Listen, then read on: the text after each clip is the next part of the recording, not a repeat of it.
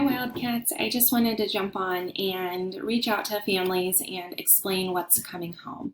So my in-person learners, this is for you. You will be receiving an envelope that looks like this. Yes, I know there's a play spider in there. That is for an art project that we are going to be doing next Friday. So please keep that in your envelope until our art project. But I wanted to go over with parents what is inside of here. So in the front, you will see that there is a folded paper. This is a copy of our Haggerty for the week. So on days that your child is home on their off days, they can still complete Haggerty with someone at home. There is also going to be a printed lesson plan. I thought I would go ahead and print this so that you had the option to check off the asynchronous work that your child will be working on at home.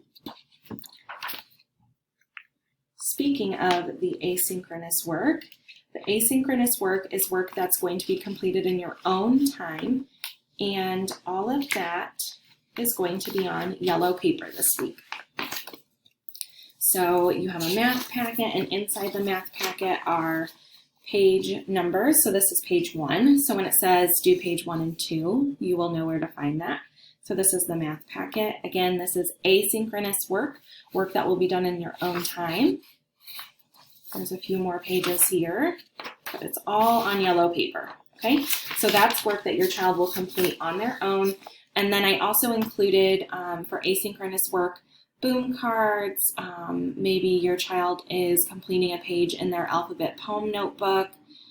Just basic things that we have done a couple times so that it's going to be pretty independent for them. Also in this envelope is a parent resource packet. It's on purple paper, parent purple resource papers. It's right here. And in here, I just want to draw attention to, this is a second step letter.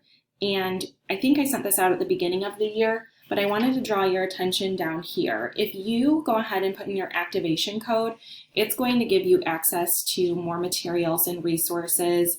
I think some videos and pictures that go along with the lessons, which will be really helpful during your asynchronous time when discussing second step. On the back of that is this page. These are simple activity ideas. So I know as parents, sometimes we just need something quick and fast to engage our child or for them to complete while we complete something. So I threw this in. It is not mandatory. It's fully optional, but you would just choose a square. So like this first one, it's sticker sounds. So you add stickers to a sheet of paper and have your little identify and write the beginning sound for each. No stickers, then go ahead and sketch a picture. So just some simple ideas. Also, I sent home the Bridges unit overview. It will just help with like what more could you do for Bridges at home? What are some of the concepts and vocabulary that we're using? That is going to be on here. And it also has a back sheet. And then I saw some friends that were struggling with the number line the past couple of weeks, and we're going to continue to work on the number line over and over. But I thought this might be a helpful visual for parents and then as well as students. So it kind of gives you step-by-step on how to look at a number line, etc. But then I want to draw attention here to these arrows, the less and more arrows. We are going to start using those visuals in pre-K during in-person learning on our board.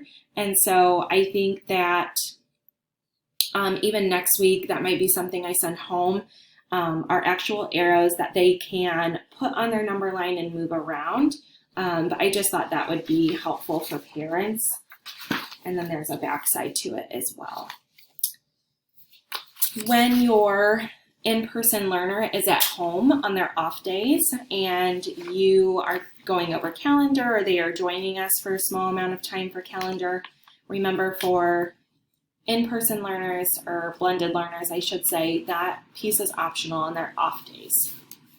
So on their off days, they can color in their calendar pieces for the day that we're on. I've done October for them up until Friday, and then they can help continue that on. They'll receive a new one in November. And then I also made these laminated sheets for Number Corner that are going to be reusable. So they can write down the letter that we're working on, uppercase and lowercase. They can write the number down here and then draw the dice. We really work on subsidizing where we're able to view dots and just say what it is without counting. So that will help. They can draw the dots in there. They can find the color we're working at on the color wheel, and then also identify shapes. Down at the bottom, it says find the sight words on your pre-primer list. So here is the pre-primer list. These are words for children that are that have their letter sounds. What we'll start doing hopefully soon, and we're gonna work towards this because that is a big goal for pre-K students. But we'll start putting letter sounds together and realizing that letters together make words, and we'll do that off of this list. So right now, the sight words are really just a visual to show students what a word looks like and to make that connection that putting letters together make something else. So putting the letters B, I, and G together actually make the word big. So right now, it's just a visual to represent the letters being put together. And like I said, we'll slowly start working on reading these, being able to say that that is a word.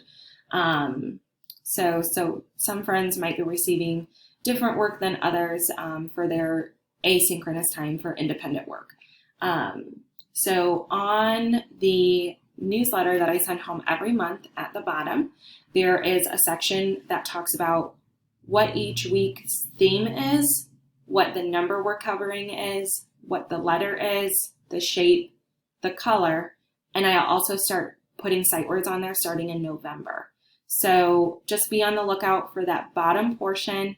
It was on the October newsletter. I will try and post the October newsletter on the Google site so that you have access to it digitally. Also in the Google Classroom, it will be posted. The last thing that is in your child's packet is this spider web. This and the spider are for a craft that we're going to do on Friday, the 26th, I think that is. We're going to be doing a craft, so please just kind of keep that out of reach because I know it looks really fun and kids will want to use it. So for my in-person learners, basically all of this information stays home. So the only thing that I will need you guys to return on each supply pickup and drop-off day is going to be the envelope and then anything I might request. Right now I'm not requesting anything back. This is all just kind of some practice work. But if they want to share it with me, feel free to send it back with your packet. Otherwise, it would just be the envelope coming back, and then you would pick up your new envelope on that supply pickup and drop-off day.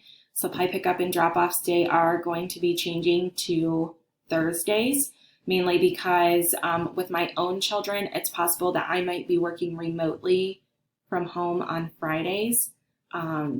Just for care purposes, but I will definitely determine that and let you know for sure what that situation is going to look like. But Thursdays are going to be our new pickup days. Right now they're going to be 11 to 1. If we feel like that time period is too long, we might bring it down to an hour, and then families will be able to come and pick up in the lobby area if they missed the pickup. So and that will have to be during a certain time because they are trying to limit the amount of people that are coming in and out of the building. Please let me know if you need anything else. I know this is a lot of information to throw at you, but I did want you to have a video to access so that when you are reviewing this work and embarking on a new journey and a new schedule, you had the material in front of you. For friends that are coming in person, I have the work that we're doing in person here, so you won't need to worry about that. I have that here and copied for them. I hope you all have a great weekend, and I cannot wait to get started on Monday. Bye.